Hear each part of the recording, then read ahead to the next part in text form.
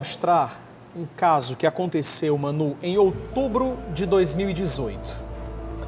Uma garota de 12 anos de idade, uma criança, uma menina, foi visitar o pai no presídio e acabou sendo estuprada dentro da cadeia. Me dá imagens da época. Tá aí a criança, fraquinha, frágil, foi visitar o pai em uma CPPL, acompanhada da mãe. E lá dentro, uma história que até hoje é misteriosa. Essa menina foi estuprada, foi abusada sexualmente. Esse é o suspeito, que também estava detido. Quase 2 anos depois, que mês que vem, em outubro, completam 2 anos.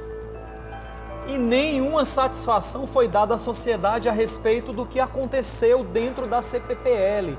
Gente, nós estamos falando de um presídio, local que tem polícia, local que tem agente penitenciário. Durante um horário de visita, estava cheio de mulher, criança, monitores, né, Manu? Câmeras de segurança, e uma menina foi levada por esse canalha aí para dentro de uma cela e estuprada, abusada sexualmente. Como é que se explica isso? 2 anos já se passaram, mais precisamente 1 ano e 9 meses. 1 ano e 11 meses, porque mês que vem fecha 2 anos. E essa menina, até agora, não teve nenhuma resposta para tudo aquilo que aconteceu. E acompanhamentos? É psicólogo? Alguém procurou essa família? Pior, quando eu falo de resposta, não é a prisão de quem fez isso não, porque esse canalha já estava preso. Mas essa criança não recebeu por parte do Estado nenhum tipo de apoio psicológico. Essa menina não recebeu nenhum tipo de indenização moral, social, psicológica para ela e para a mãe.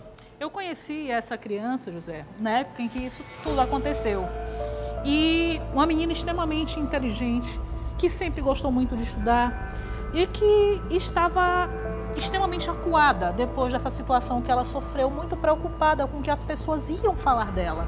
Mais do que necessário era esse acompanhamento psicológico durante todo esse período para essa criança. Porque ela se sente... A criança ela não consegue entender bem como isso acontece. Muitas vezes ela se culpa por isso, né? Quando na verdade a culpa sempre é do outro, sempre do agressor. É mais do que necessário que as autoridades cheguem até essa família, cedo ou tarde, porque a gente já está falando de tarde, chegue até essa criança. E dê a ela o auxílio que ela precisa. Vamos acompanhar a reportagem da Ana Flávia Bezerra. Mesmo violando todas as regras do presídio, aconteceu. O estupro foi há quase 2 anos nas dependências da CPPL 5. A criança, na época, tinha 11 anos. Hoje, ela está com 13 e agora a gente conversa com a mãe da menor. Hoje, o que a senhora quer é justiça. É por isso que a senhora chamou a nossa equipe até aqui, porque até hoje, o homem acusado de fazer isso com sua filha, ele não foi julgado. Isso, até agora nada. Né? Eu quero justiça, né? Porque o que o Estado diz que não tem culpa, né?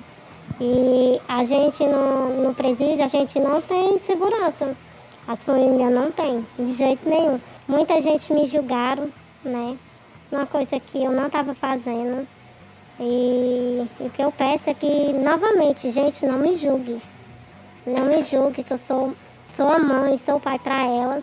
Eu sou tudo para minha filha. Eu não soltei minha filha, não dei, né? Minha filha na mão de preso para ficar com preso, não. Que saiu um monte de história que eu tinha dado a minha filha para ficar com preso. Isso não é verdade, não é verdade.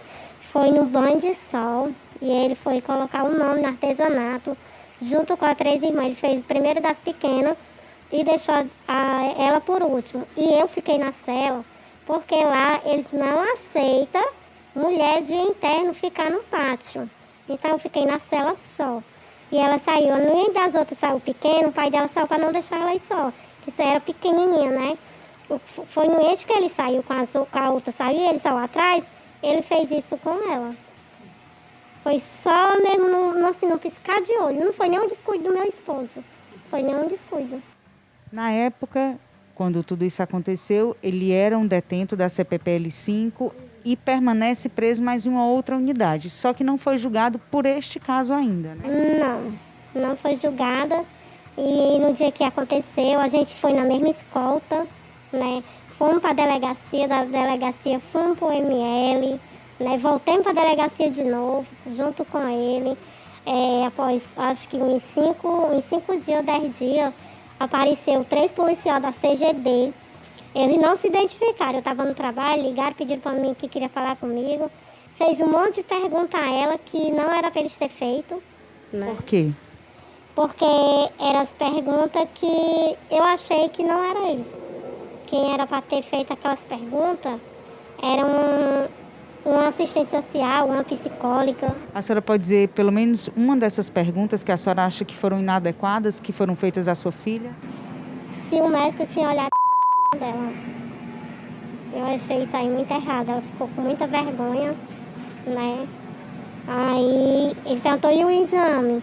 Se o exame deu positivo, eu estou com ele. E hoje, assim, 2 anos depois, né, como é que está a sua filha? Ela ainda se recorda do que passou? Ela fala no assunto? Aqui e acolá, quando ela veio, tem gente que fala, né? Aí diz, olha a menina que aconteceu no presídio, ela se sente envergonhada. Logo no começo, as coleguinhas dela não queriam brincar com ela. Ela chegava na praça, as coleguinhas se afastavam. Ela não saía de casa, ela não estava indo para o colégio, ela só fazia chorar. Passei muitas coisas assim na minha cabeça, assim, eu não aguento, né? Os outros ficam olhando pra mim, ficam me chamando. Eu tenho que passar direto e escutar, né? Porque quando eu chego em casa eu começo a chorar, porque eu não aguento. Porque tudo isso a minha mãe não tem culpa, não tem. Os outros ficam falando, mas ela não tem culpa. Ficou um trauma que, de acordo com o que a senhora estava me contando, não foi tratado como foi prometido, porque a senhora estava me dizendo que o Estado prometeu mandar uma psicóloga até a sua residência. Isso, que a gente disse que ia ficar acompanhando, que elas iam voltar, ia ficar acompanhando nós.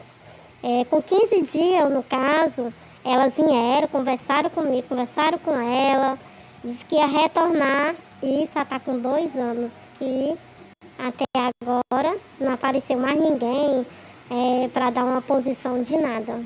Só justiça para o que ele fez.